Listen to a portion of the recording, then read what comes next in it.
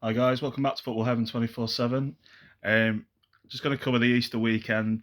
Obviously, there was games on Friday in the Championship League One and League Two, and there's been games obviously on Saturday, and we've got two games coming up on Sunday.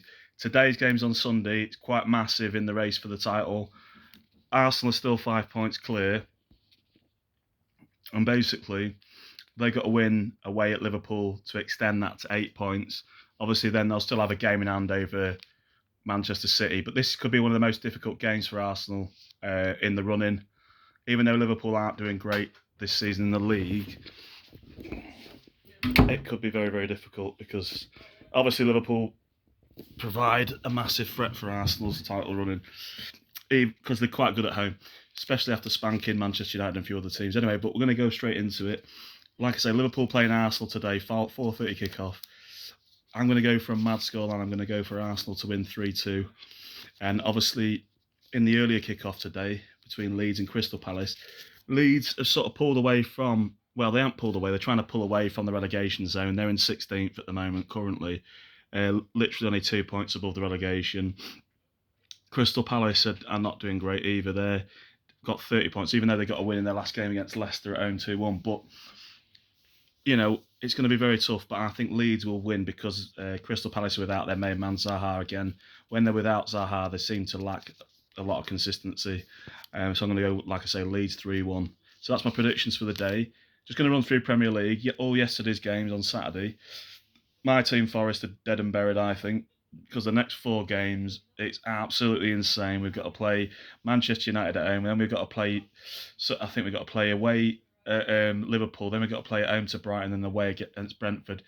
I think we're going to lose all those. I'm not confident at all. I can only see us maybe nicking a draw at best against somebody at home, maybe, but in those four games, and I think that will probably seal our fate because we've got like literally 8 games left. But looking at the bottom, Villa beat Forest, but to be fair, the first goal they give away was absolutely woeful. He should have just belted it out, old-fashioned style, but he passed it to a defender in the 18-yard box like an idiot. The ball was robbed off him, and Traore scored. Anyway, Watkins scored late on 95th minute. It ended 2-0 to Villa. Brentford against Newcastle. Ivan Toney up against his club that he learnt his trade at Newcastle. It took a lead. Toney had a goal disallowed for offside. He also missed a penalty. Then he finally scored on his third attempt to make it what put Brentford 1-0 up. But an own goal in the second half from Brentford goalkeeper Raya on the 54th minute, and Isaac, who's on some good form at the moment for Newcastle, 61st minute, gave Newcastle a 2-1 away win and kept Newcastle in third spot. Newcastle on a really, really good run of form at the moment. I think they've won the last four games.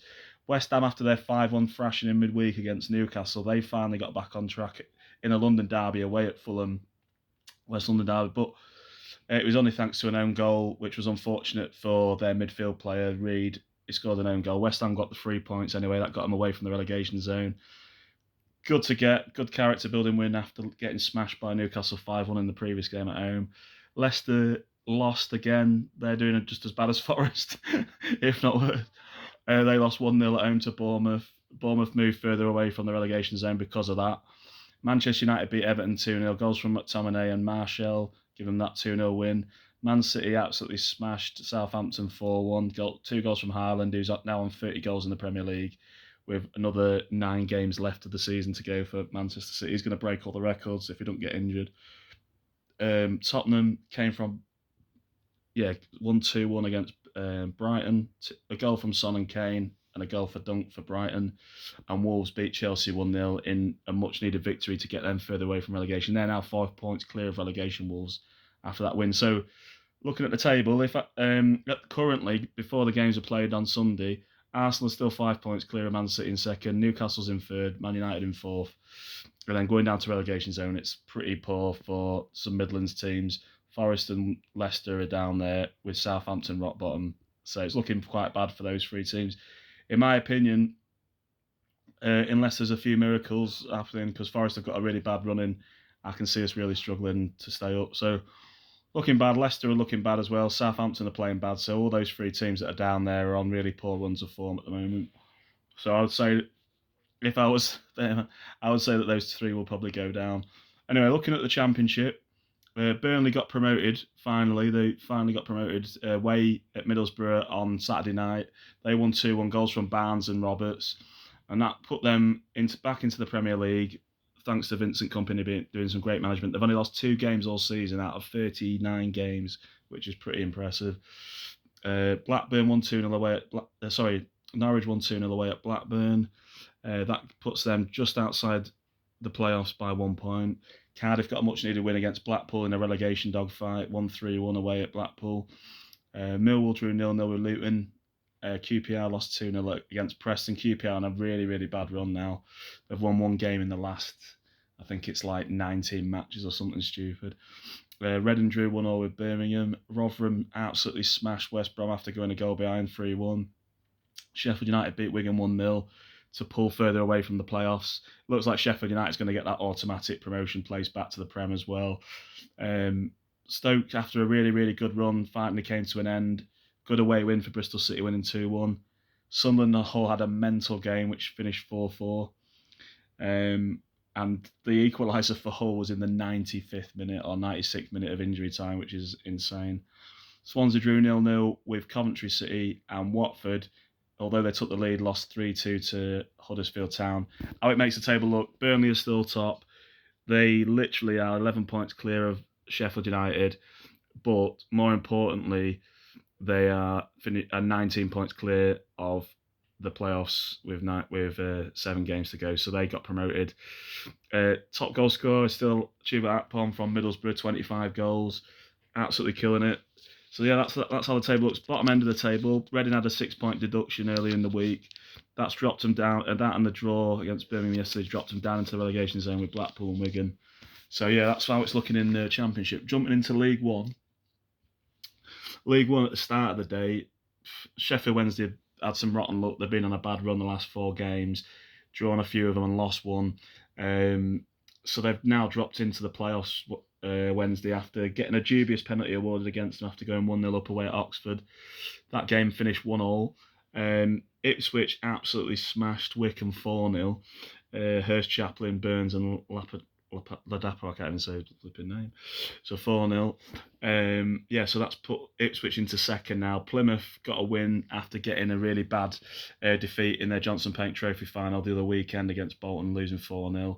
They won 3-1 away at Morecambe, relegation threatened Morecambe. Bristol Rovers won 1-0 against Charlton. Burton Albion beat Barnsley 2-1. Bolton won away against Exeter 1-0 to keep them in the playoffs. Derby won 2-0 away to rock bottom Forest Green.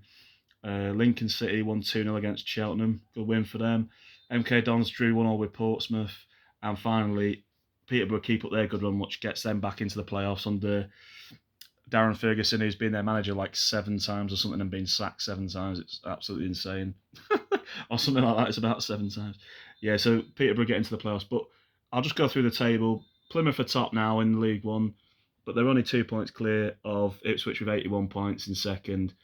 Sheffield Wednesday, like I say, drop in the playoffs, and they're joined by Barnsley, Bolton and Peterborough. Down in the relegation zone, you've got Accrington Stanley, Cambridge United, Morecambe and Forest Green rock bottom. Top goal scorer is still Johnson Clark-Harrison for Peterborough, and he's got 23 goals.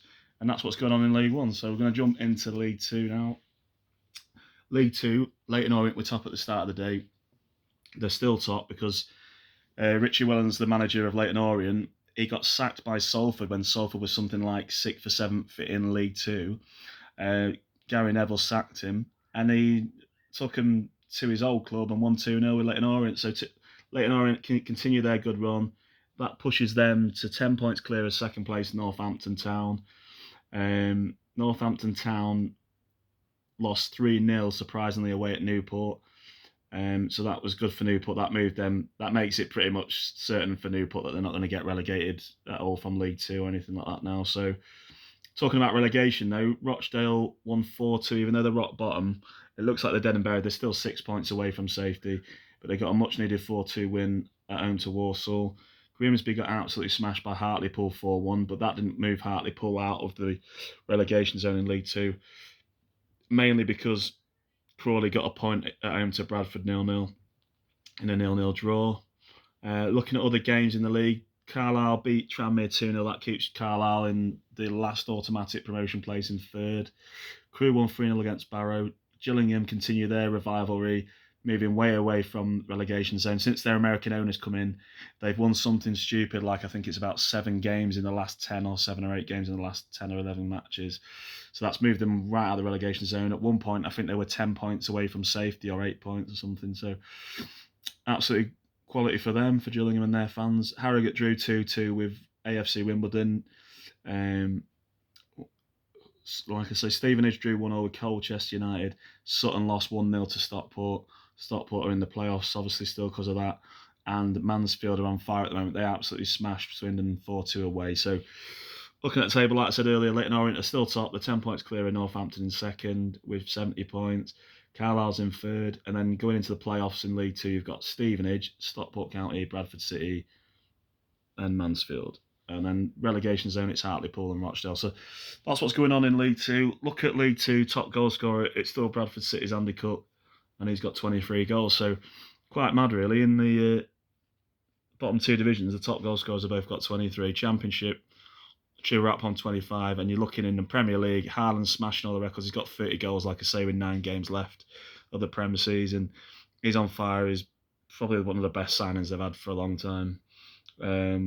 And they've had some really good players. But yeah, that's what's gone on over the weekend. As I say, Liverpool against Arsenal. My prediction is a bit mad, but I'm going for Arsenal to win 3-2, and I've gone for Leeds United to win their game against Crystal Palace 3-1. So that's basically it. That's the roundup for the weekend. What I'm going to do on Monday is I'm going to do a review of, I'm going to do a few other bits and bobs talking about things that are going on in the Premier League.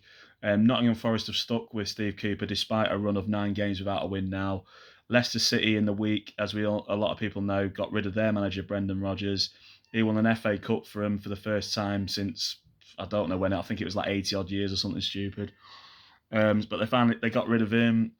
Literally, there's been 12 sackings in the Premier League. It's an absolute record, an unfortunate record, really.